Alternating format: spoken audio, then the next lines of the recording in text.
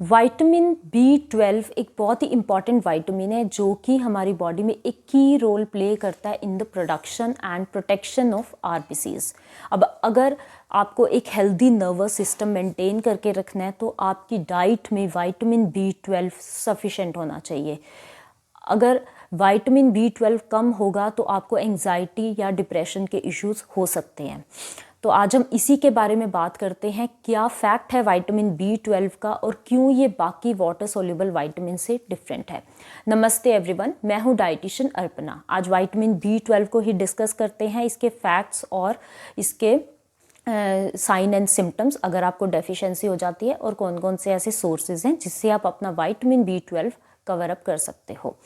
तो इसका एक फैक्ट है, बाकी जितने भी वाटर सोल्यूबल विटामिन्स हैं, एज कि विटामिन B12 भी एक वाटर सोल्यूबल एक बी कॉम्प्लेक्स का ही पार्ट है, बट जितने भी वाटर सोल्यूबल विटामिन्स हैं वो हमारी बॉडी में स्टोर नहीं होते हैं। जितना हम खाते हैं बॉडी एब्जॉर्ब करेगी, एक्स्ट्रा होगा तो वो एक्सक्रीट हो जाएगा। But in case of vitamin B12 जिसका एक साइंटिफिक नेम है cobalamin, cobalamin as a cobalt हमारी बॉडी के टिश्यूज़ में जाके ये स्टोर हो जाता है। तो ऐसा नहीं है कि ये सारा एक्सक्रीट हो रहा है, बट ये हमारे टिश्यूज़ में जाके स्टोर हो जाता है। तो इसकी डेफिशिएंसी आपको इनिशियल स्टेज पे बहुत जल्दी नज़र नहीं आएगी, और जब इसकी डेफिशिएंसी आपको नज़र आएगी तो एज अ अनीमिया ही आपको नज़र आएगी। आपके जो भी अनीमिया के सिम्टम्स होते हैं, साइन एंड सिम्टम्स होते हैं कि आपकी स्किन पेल लग रही है, आपको हेयर लॉस हो रहा है, आपको मेंस्ट्रुअल प्रॉब्लम्स आ रही हैं, ये सभी सिम्टम्स आपको B12 की डेफिशिएंसी में श्योरली नज़र आएंगे। तो अब विटामिन B12 जो है वो सिंथेसाइज करता है DNA, हमारा जो जेनेटिक मटेरियल है वो विटामिन B12 ही बना रहा है।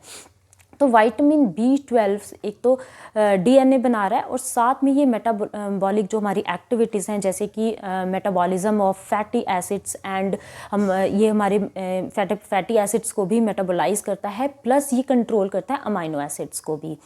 तो इसकी जो विटामिन B12 है ये हमारी बॉडी मैन्युफैक्चर नहीं कर सकती है, तो ये हमें अपनी डाइट के थ्रू ही इसको कवर अप करना पड़ता है। अब अगर विटामिन B12 की डेफिशिएंसी होगी तो कौन से ऐसे साइन हैं, सिम्टम्स हैं जो आपकी बॉडी में आपको नज़र आएंगे। अब इनिशियल स्टेज पे जैसे मैंने बताया कि आपको ये साइन एंड सिम्टम्स नहीं आएंगे नज़र, लेटर में ही आएंगे। तो बेस्ट यही रहता है कि आप आफ्टर द एज ऑफ 30, 35, 40 आप विटामिन B12 अपना ज़रूर चेक करवाएं। तो अब आपको सिम्टम्स नज़र आएंगे जब भी आप विटामिन B12 की आप ब्लड टेस्ट करवाओगे, तो आपके डॉक्टर, आपने सुना होगा कि पर्नीशियस अनीमिया, इसको हम बोलते हैं पर्नीशियस अनीमिया, या फिर ये हो सकता है मेगैलोब्लास्टिक अनीमिया, जिसमें कि आपका जो सेल का साइज़ है वो एक बहुत ही मैक्रोसिटिक हो जाता है, बहुत बड़ा हो जाता है।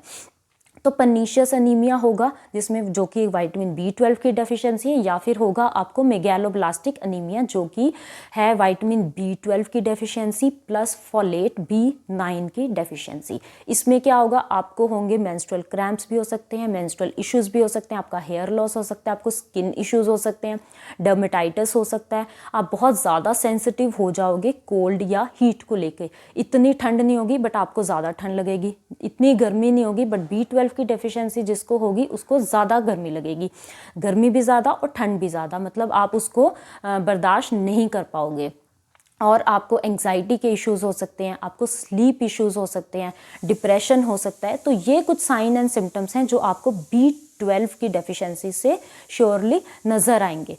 अब जितने भी जो सोर्सेज हैं विटामिन B12 के, वो मैक्सिमम सोर्सेज अगर हम कहें 90%, तो वो है नॉन वेजिटेरियन डाइट में, इवन अबव 90%।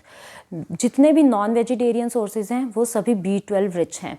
बट जो लोग वीगन है, जो दूध भी नहीं पीते हैं, मिल्क एंड मिल्क प्रोडक्ट्स भी नहीं लेते हैं, they are more prone to have vitamin B12 deficiency. उन लोगों को B12 की डेफिशिएंसी ज़रूर होगी, कभी ना कभी ज़रूर होगी, जो लोग वीगन हैं। और जो लोग वेजिटेरियंस हैं वो अपना फिर भी इस चीज़ को कवर अप कर लेते हैं, जो भी मिल्क एंड मिल्क प्रोडक्ट्स के थ्रू विटामिन B12 को, क्योंकि मिल्क एक बहुत ही अच्छा सोर्स है विटामिन B12 का।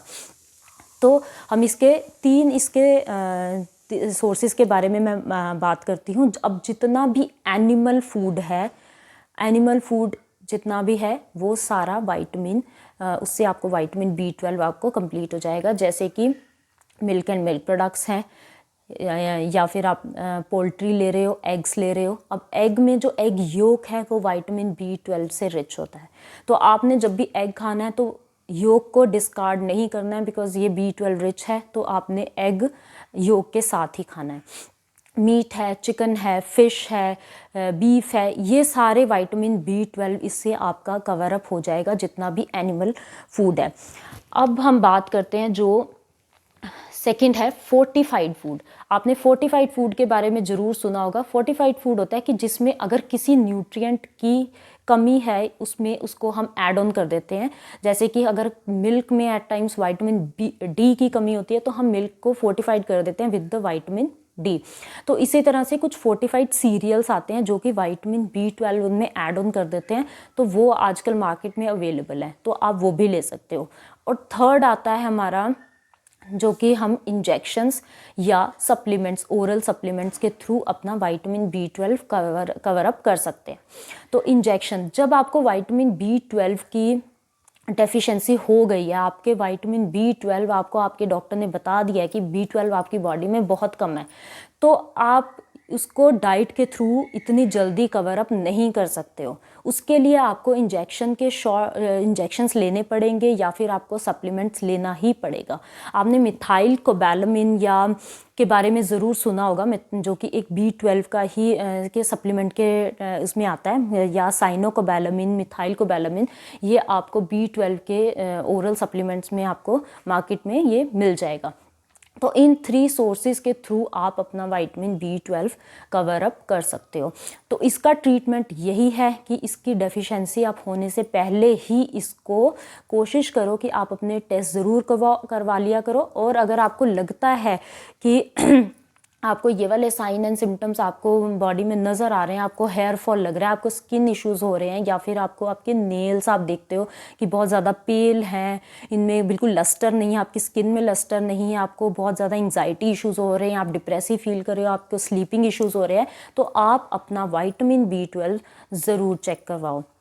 तो ये सारा विटामिन B12 के बारे में जो भी मैंने आपको ये डिस्कस किया है, अगर आपको ये इन्फॉर्मेशन हेल्पफुल लगती है तो आप इसको अपने फ्रेंड्स और अपने फैमिली मेम्बर्स के साथ ज़रूर शेयर करो, ताकि उनको भी ये, अगर उनको लगता है कि ये इन्फॉर्मेशन उनके लिए हेल्पफुल रहेगी तो वो अपना अर्ली ट्रीटमेंट इसका ले सकें। Thank you so much.